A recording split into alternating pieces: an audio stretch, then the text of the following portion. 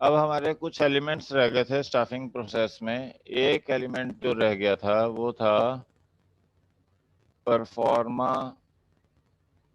और performance appraisal.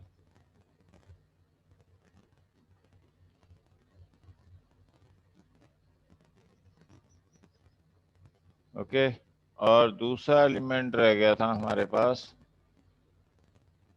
Career planning.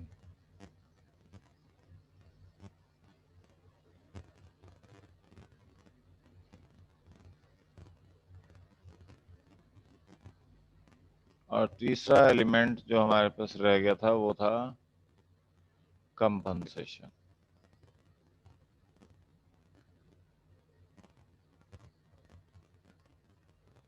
Okay, तो ये वहाँ इंक्लूड होते हैं स्टेप्स जहाँ एचआरडी डिपार्टमेंट अलग नहीं है आपके पास। ओके, तो ये तीन बेसिक और एस्पेक्ट्स हैं जो स्टाफिंग प्रोसेस में आते हैं। परफॉर्मेंस अप्रेजल बेसिकली क्या है कि सिस्टमेटिक इवेल्युएशन है किसी एम्प्लॉय की परफॉर्मेंस के बारे में, कि आपने कुछ स्टैंडर्ड सेट किए हुए हैं और उन स्टैंडर्ड्स के अकॉर्डिंग आप उसकी परफॉर्मेंस को मेजर करते हो। हाउ ही इज परफॉर्मिंग, क्या प्रोडक्टिविटी दे रहा है। ओके, तो ये स्टैंडर्ड्स हम प्रीवियस प्रोडक्शन एक्टिविटीज के बेसिस पे उन स्टैंडर्ड्स को सेट करते हैं और फिर उसके साथ कंपैरिजन को इस्टेब्लिश करने की कोशिश करते हैं to find out whether the employees are doing better or not, what are the problems they are facing, and what should be done so as that problem which they are facing can be removed and their performance can be improved upon. Okay, तो इस performance appraisal का एक और reason ये है कि हम क्यों परफॉर्मेंस अप्रेजल करते हैं, क्योंकि हमने प्रमोशन करनी है, ट्रांसफर करनी है, या उनको कोई चैलेंजिंग जॉब्स देने हैं, तो हम इस परफॉर्मेंस अप्रेजल को करते हैं। और ये परफॉर्मेंस अप्रेजल दो तरीके से किया जाता है, एक आपका फॉर्मल मेथडोलॉजी से और दूसरा इनफॉर्मल मेथडोलॉजी से आपका परफॉर्मेंस अप्रेजल किया जाता है। Am I clear with this? हाँ जी, बताइए। Yes, sir. Okay, then next is promotion and career planning. कि अब आपके दूसरा इंपॉर्टेंट चीज है कि किसी भी ऑर्गेनाइजेशन में एम्प्लॉयज तब तक सेटिस्फाइड हैं जब तक उनकी करियर प्लानिंग या प्रमोशन की फैसिलिटीज अवेलेबल हैं। अगर किसी एम्प्लॉय को प्रमोशन की फैसिलिटी अवेलेबल नहीं है, they will start feeling demoralized, or they will start feeling dejected in the organization and will start thinking that rather we should shift over to some other organization where they will get the promotion for the capabilities or the performance they are giving in an organization. Performance promotion का मतलब ये नहीं है कि सिर्फ आपकी job की एक पोस्ट इंक्रीज कर देना, उसमें सैलरी का एस्पेक्ट आता है कि आपको सैलरी बेटर मिले, और कम्पिटिटिव कंपैरेटिव जो अदर फर्म्स में आपको सैलरी मिल रही है उसके क्या कम्पिटिटिव आपको सैलरी मिल रही है या नहीं मिल रही है। अगर नहीं मिल रही, then you will start thinking that I should better shift over to some other organisation where they are giving more salary as compare to the present organisation. Okay, और जो रूल्स एंड रेगुलेशन, जो labour laws and regulations हैं, क्या वो पूरी तरह से comply किए जा रहे हैं या नहीं। ओके, तो ये सारी चीजें हैं कि promotion basically higher status, greater responsibilities, more salaries, इन एस्पेक्ट्स को इंक्लूड करती है। और अगर आपको ये सारी चीजें नहीं मिल रही हैं कि स्टेटस नहीं इंप्रूव हो रहा है, आपको चैलेंजिंग जॉब नहीं मिल रही है, मोनोटोनस जॉब आपको मिल रही है, और तीसरा है कि आपकी सैलरी इंप्रूव नहीं हो रही है, then you will start rethinking whether I should stay in this organisation और should move over to some other organisation. तो ये आपकी करियर प्लानिंग का एस्पेक्ट है। फिर है कंपनसेशन, कि आपको जो सैलरी मिल रही है, क्या वो सैलरी मार्केट में जो सैलरी अवेलेबल है for the same type of skills, competency, knowledge, and degrees, क्या वो सैलरी वही है या आपकी सैलरी कम है उस मार्केट प्राइस से, मतलब गवर्नमेंट के रूल्स एंड रेगुलेशन के अकॉर्डिंग और मार्केट में जो प्राइस चल रही है उस लेवल के स्किल्स के लिए, क्या आपको वो कंपनसेशन मिल रही है या नहीं मिल रही है? अगर नहीं मिल रही है, then you will rethink that why I am continuing with this organization when people are getting better salaries in other organizations. तो ये जो aspect है, okay, that is an important aspect which comes into the consideration. तो आपको compensation दो तरीके से दी जाती है, एक डायरेक्ट कंपनसेशन दी जाती है, एक इनडायरेक्ट कंपनसेशन दी जाती है। डायरेक्ट कंपनसेशन में तो आपको दी जाती है वेजेस, सैलरीज, इंसेंटिव्स, कमीशन, मतलब कैश हाथ में दिया जाता है।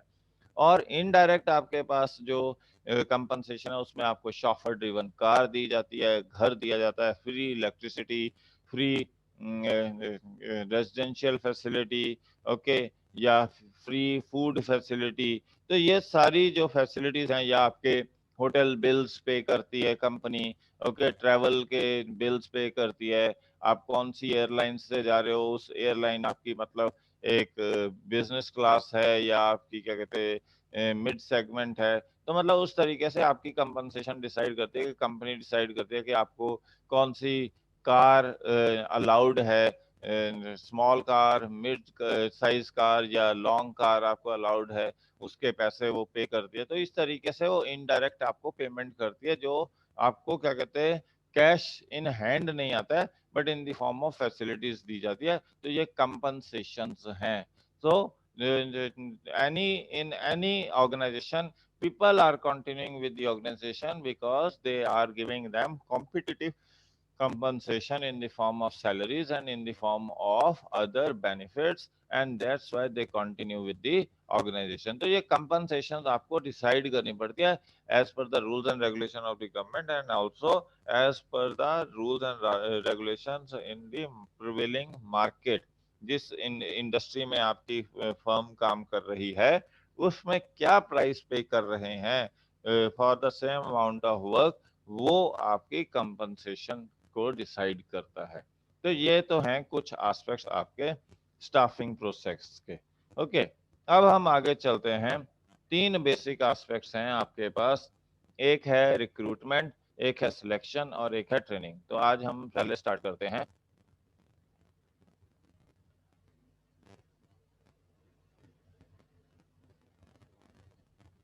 रिक्रूटमेंट। ओके जी, रिक्रूटमेंट बेसिकली हमने कल डिस्कस किया था, it is A negative aspect, sorry it is a positive aspect है। सिलेक्शन हमारा नेगेटिव एस्पेक्ट है, it is a positive aspect whereby we attract more and more applications. We attract applicants to apply for various vacancies. ठीक है जी, तो ये आपके पास है कि हम उनको अट्रैक्ट करते हैं कि वो अपने वैकेंसीज के लिए अप्लाई करें। Okay, it is a positive, मतलब ये स्टिमुलेट करता है लोगों को to apply for various job position and it is helping us in getting more and more applicants through which we can find out the best possible applicant who will help us in fulfilling the job requirements or job vacancies which are lying vacant in the organization। तो ये आपके पास है। Okay, recruitment में दो तरीके से recruitment की जाती है, हमने कल ही डिस्कस किया था कि एक तो वो इंटरनल सोर्स है, ओके, दूसरा क्या है एक्सटर्नल सोर्स है। इंटरनल सोर्स का मतलब है that we are recruiting the people from within the organisation. Okay, हमें बहुत सारे लोग नहीं चाहिए, कुछ ही लोग चाहिए। तो हमारी ऑर्गेनाइजेशन में सबसे पहले हम क्या करेंगे, ऑर्गेनाइजेशन के अंदर देखेंगे कि क्या हमारे पास लोग अवेलेबल हैं जिनको हम रिक्रूट कर सकते हैं। on the various job positions which are lying vacant. अगर हमें अंदर अपने सोर्सेज में नहीं मिलता है, इंटरनल सोर्सेज में इंडिविजुअल्स नहीं अवेलेबल होते हैं, then we will look out for the individuals, okay, outside the system. Okay, from the market we will ask for the applicants to apply for various job vacancies, and we will try to fill up those job vacancies with the help of external system. अब आप कहोगे कि internal से आप कर रहे हो तो फिर आपको एक्सटर्नल जाने की क्या जरूरत है? क्योंकि उसमें फर्क है, यहाँ आपके पास लिमिटेड सप्लाई है। ओके, लिमिटेड सप्लाई है आपके पास वर्कफोर्स की, यहाँ पे अनलिमिटेड सप्लाई है एक तो। ओके, और जब अनलिमिटेड सप्लाई है तो बेटर टैलेंट भी है। Okay, better talent can be available.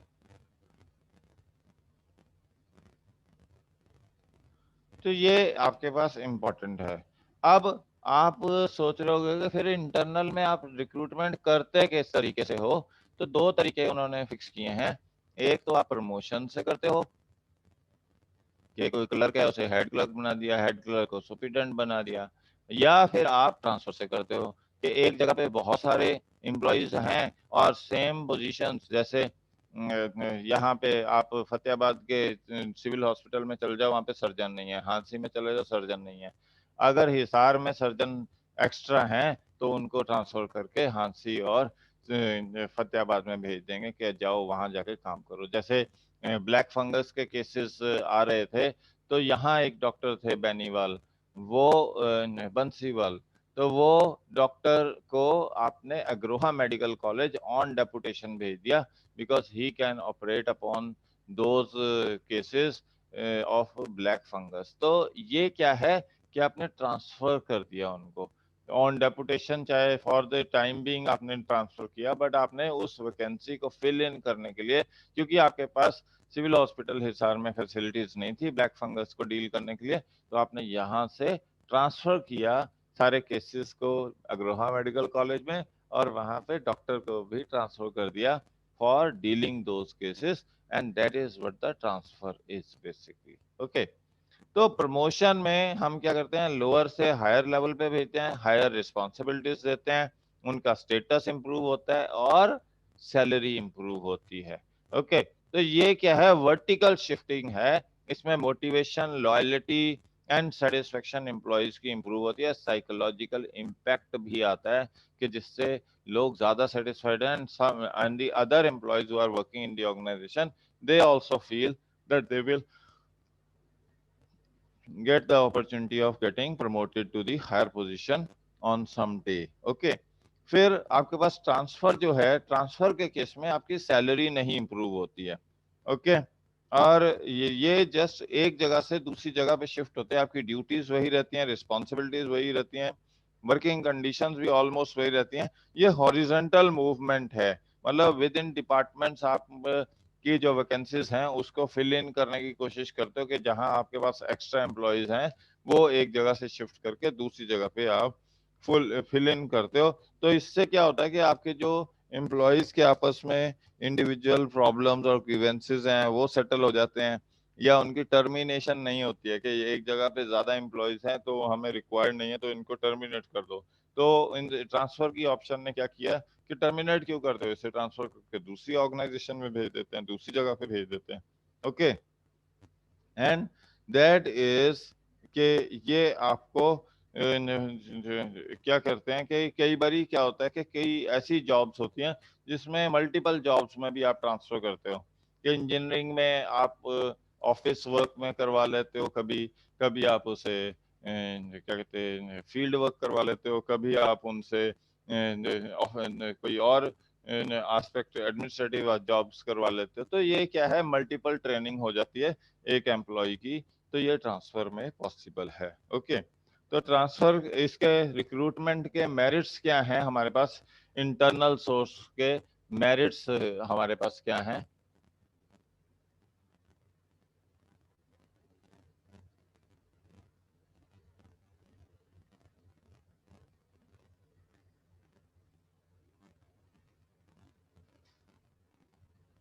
पहला मेरिट तो है कि आप मोटिवेट करते हो एम्प्लॉइज को। ओके जी, motivates employees.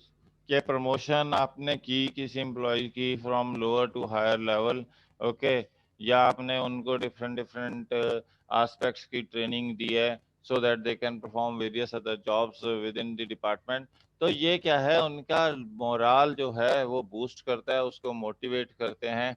Okay, and their commitment and loyalty towards the organisation grows, thus peace is prevailing in the organisation के। सबको सब कुछ सिखाया जाता है, बहुत कुछ सिखाया जाता है उनको, बहुत कुछ एरियाज में ट्रेन अप किया जाता है, and their ego issues are being settled कि हाँ आपको ये काम दिया तो दूसरे को दूसरा काम दे दिया, तो एक दूसरे की जो आपस में झगड़ा है या प्रॉब्लम्स हैं उसको सॉर्ट आउट कर सकते हो आप इंटरनल सोर्स ऑफ रिक्रूटमेंट के थ्रू। तो ये सबसे एक इम्पॉर्टेंट है, it motivate employees because the employees are given various challenging tasks, they are being given training, they are being given a rise in their salary and their job positions, okay, status में improvement आता है, तो ये सारे से क्या होता है, वो एम्प्लॉयज मोटिवेट होते हैं, they feel committed and loyal towards the organisation. फिर ये है कि सिलेक्शन प्रोसेस को और प्लेसमेंट को सिंप्लीफाई करता है, क्योंकि ये एम्प्लॉयज ऑलरेडी ऑर्गेनाइजेशन में प्लेस्ड हैं, तो आपको ज्यादा इनको ट्रेनिंग नहीं देनी पड़ती है, ज्यादा इनकी टेस्टिंग नहीं करनी पड़ती है, और ज्यादा इनको ओरिएंटेशन भी नहीं करवानी पड़ती है आपको। They are already aware about the working of the organization, they are already aware about what an organization is doing and what is required from him to perform in that organization। तो ये सारे aspects क्या हैं कि ये आपकी selection और placement के प्रोसेस को सिंप्लीफाई करता है। ओके, फिर आपके पास क्या है कि थर्ड इंपॉर्टेंट एस्पेक्ट है that you don't need to give them induction training. Okay, तो सेकंड इंपॉर्टेंट एस्पेक्ट क्या था, सिंप्लीफाइज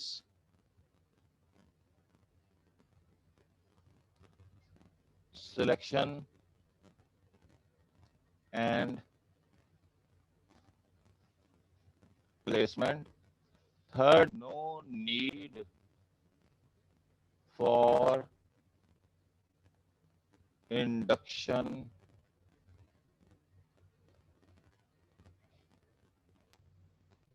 ट्रेनिंग। अब इंडक्शन ट्रेनिंग का मतलब क्या है कि जब भी कोई एम्प्लॉय आपकी ऑर्गेनाइजेशन में ज्वाइन करता है फ्रॉम आउटसाइड, तो आप उसे इंडक्शन ट्रेनिंग देते हो, उसे उस ऑर्गेनाइजेशन के साथ वेल वर्स करवाने में उसको चीजें सिखाई जाती हैं, वहाँ के रूल रेगुलेशन के बारे में, वहाँ के वर्किंग एथिक्स, वर्क कल्चर, सारी चीजों के बारे में सिखाया जाता है, मशीन कैसे हैंडल करनी है, क्या क्या issues है, everything he is being given a training for 5 to 6 months। Okay, ज्यादा भी हो सकता है, बट जो एम्प्लॉयज आपने within the organisation select किए हैं वो ऑलरेडी इंड्यूस्ड हैं और इंट्रोड्यूस्ड हैं ऑर्गेनाइजेशन के वर्किंग कल्चर, एथिक्स, सिस्टम्स, सारी चीजों से they are well versed with the knowledge about all those aspects, so it is not required for them to get an induction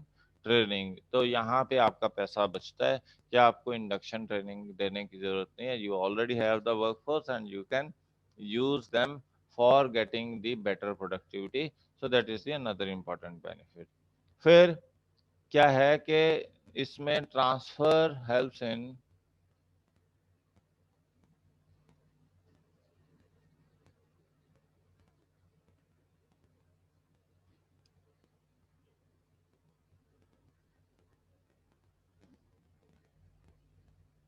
अब अब एक और इम्पोर्टेंट एस्पेक्ट है, that is transfer helps in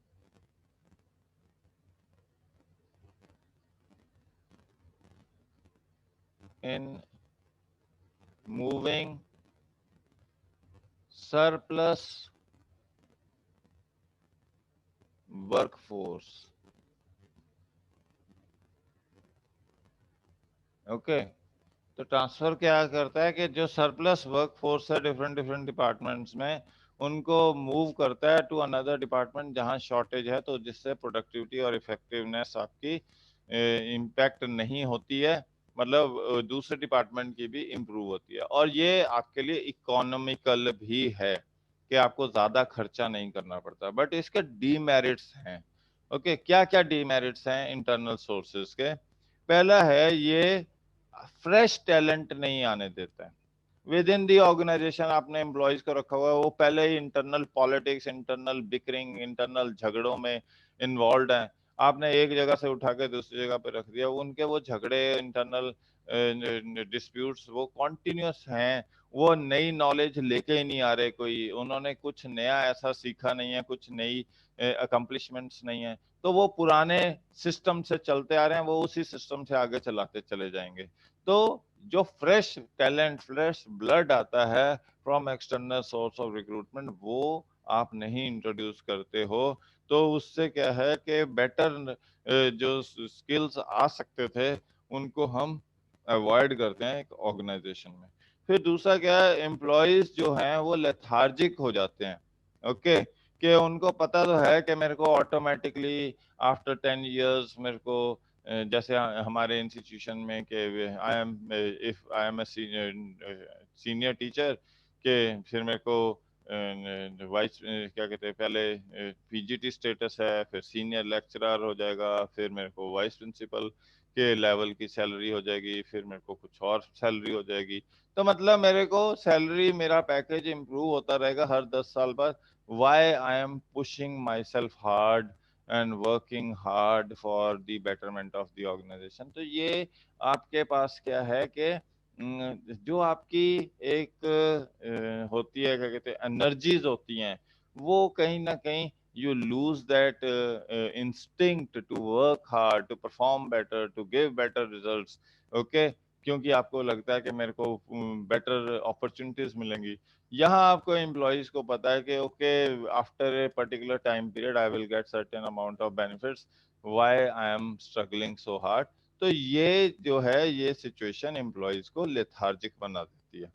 another is a नई company जो आप establish करने जा रहे हो, उसमें आप ओल्ड एम्प्लॉयज तो होते ही नहीं है, उनको सारे के सारे कहाँ से लेने पड़ेंगे? एक्सटर्नल सोर्स से लेने पड़ेंगे। So internal source of recruitment is not applicable in the case of new organisation, they are applicable only in case of old organizations. Okay, फिर आपके पास है, it reduces the spirit of competition.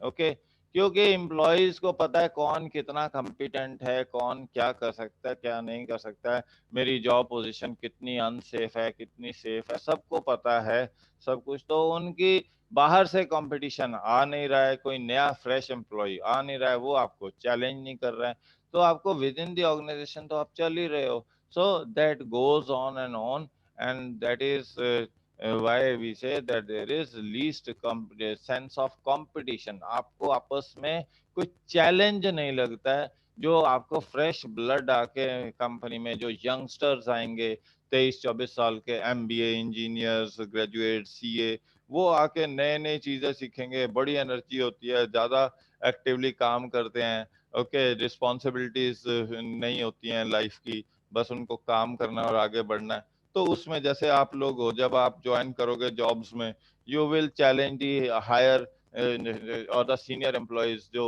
Already existing employees हैं, कि आपको तो knowledge पुरानी है, हम देखो नई नॉलेज लेके आ रहे हैं, ये नया ऐसे कर सकते हैं, वैसे कर सकते हैं, तो आप चैलेंज दोगे। ओके, और हम लोग जो हैं पुराने हैं। ओके, अगर बाहर से कोई एम्प्लॉय नया नहीं आ रहा है, तो क्या चैलेंज है? Okay, we know everything and each other, so there is no such challenge. तो ये जो स्पिरिट ऑफ कॉम्पिटिटिवनेस है, वो डाई डाउन कर जाती है in case of internal source of recruitment. और अगर फ्रीक्वेंट ट्रांसफर्स की जाए, तो भी आपका नुकसान है, कि अगर आप एक बंदे को बार बार बदलते जा रहे हो, एक पोजीशन पे वो काम करना सीखता है, फिर उसको अगले में भेज देते हो, वहां पे कुछ सीखता है, फिर अगले में भेज देते हो, जैसे अशोक खेमका के साथ हरियाणा में होता है कि हर 6 महीने बाद उसकी ट्रांसफर कर दी जाती है। तो approximately 54-55 times he has been transferred. तो जहां वो 6 महीने रुकता है, कुछ सीखता है, उसको नेक्स्ट पोस्ट पे भेज देते हैं। वहां पे कुछ सीखता है, रुकता है, तो अगली में भेज देते हैं। तो मतलब by the time he is ready to perform for the betterment of the organisation, he is being jumped on to the other position। तो ये फ्रीक्वेंट ट्रांसफर्स जो हैं इंटरनल सोर्स ऑफ रिक्रूटमेंट में एक नुकसान करती है कि एम्प्लॉय की प्रोडक्टिविटी परफॉर्मेंस को इम्पैक्ट करती है, and he is not able to contribute towards the betterment of the organisation. तो ये हमें अवॉइड करना चाहिए। Okay, so this is all for today. Am I through? Am I through? हाँ जी, यस सर। Yes, sir. ये समझ आया रिक्रूटमेंट के merits, demerits, internal source of recruitment क्या है? Yes, sir. ओके, चलो फिर अब यूटीज के बाद हम करेंगे रिमेनिंग पार्ट। ओके आपका, तो मैं आपको डीमेरिट्स के पॉइंट्स लिख देता हूँ, so that when you are having the video